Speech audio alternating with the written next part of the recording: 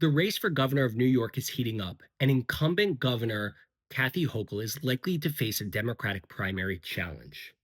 She was assumed office in 2021 as the lieutenant governor when then disgraced Governor Andrew Cuomo resigned in a sexual harassment scandal. She then was elected to a full term in 2022, and now she's announced her bid for reelection in 2026. She just passed a successful budget, and so now she's thinking about her reelection chances. Just to rewind the clock, in 2022, when she ran for her full term, she competed against public advocate Williams and Congressman Swazi in the Democratic primary. Both thought that she was vulnerable, but she won 67% of the vote to Williams 19% and Swazi 13%. She then defeated Lee Zeldin, congressman from Suffolk County, 53% to 46%, which was a pretty tight race for New York State. Now, there are three big challengers who are likely to go against Hochul in the Democratic primary. Number one is her current Lieutenant Governor, Antonio Delgado. Delgado is the Lieutenant Governor since May 2022. He's from upstate New York. He's the first person of African American and Latino descent to be elected to Congress from upstate New York. He left the House of Representatives to join the Hochul ticket. He was elected in 20.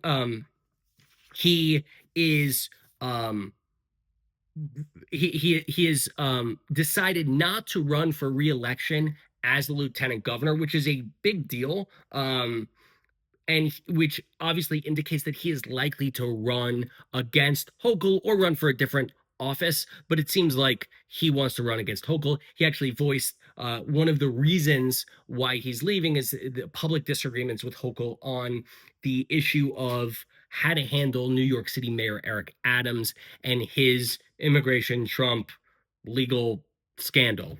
And that has shown a rift between the two of them. So number one, Antonio Delgado, likely to run against Hochul in the Democratic primary. Number two, Ritchie Torres. Torres is the congressman from New York's 15th congressional district. That's the Bronx, one of the poorest districts in the country. He is young, gay, Black, brilliant, very online, very pro-Israel. He's one of these people who has definitely carved out a very moderate and common sense place in politics, especially on his online profiles. He's speaking very publicly about common sense things, and because of his ability to attract such attention to his stances, political insiders view him as someone who is very electable statewide. He is full of ambition, and the truth is, whether he runs for this office or another office, he has a very auspicious career ahead of him. So it'll be curious if he decides now's the time to run for governor. So number two, Ritchie Torres. Number three, Jamaal Bowman. Bowman was the congressman from New York's 16th congressional district. That is the Westchester County district.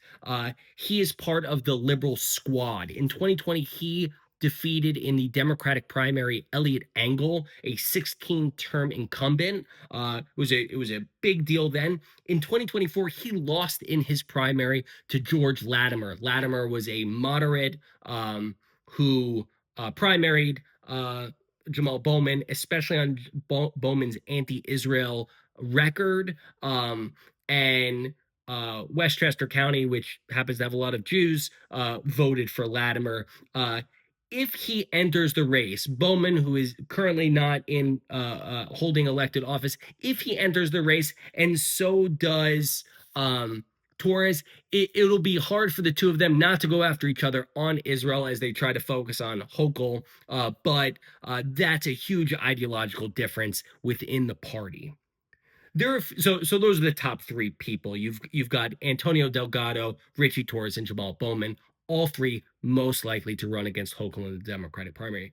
There are others that could enter the race. Letitia James, the New York State Attorney General, she's been working on high-profile public cases against Donald Trump and the Trump administration. She entered the gubernatorial race very briefly in 2021 and then withdrew.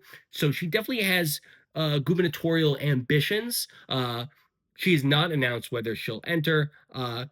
You also have Andrew Cuomo, who's running for mayor. He certainly would love his job back as governor. Unlikely that he's going to run, become mayor, and then run the following year, but always a possibility.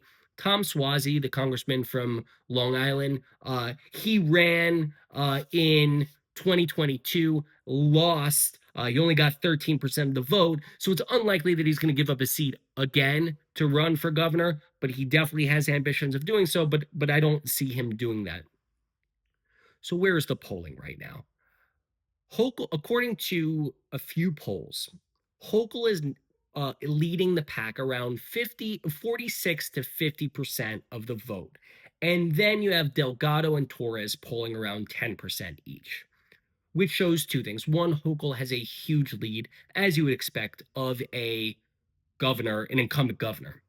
But also it shows that Hochul, whose favorability numbers are not great, definitely has a potential challenge here. There are a significant number of voters who are undecided. So if you have only 60 to 70% of voters thinking they would vote one way or the other, you have a good group of people who are undecided in the primary. Hochul's favorability numbers are not strong, and so you could see this race really become contested, especially with Delgado, Torres, and Bowman, who all have a decent name ID and decent fundraising bases, though from different parts of the state, right? Delgado from upstate New York, Ritchie Torres from a pro-Israel, very online community, and Jamaal Bowman from a very leftist squad AOC faction. You could see a real challenge to Hochul, who is that moderate centrist Democrat, and that's the lane she is picking. But it will be an increasingly contested race as this primary picks up.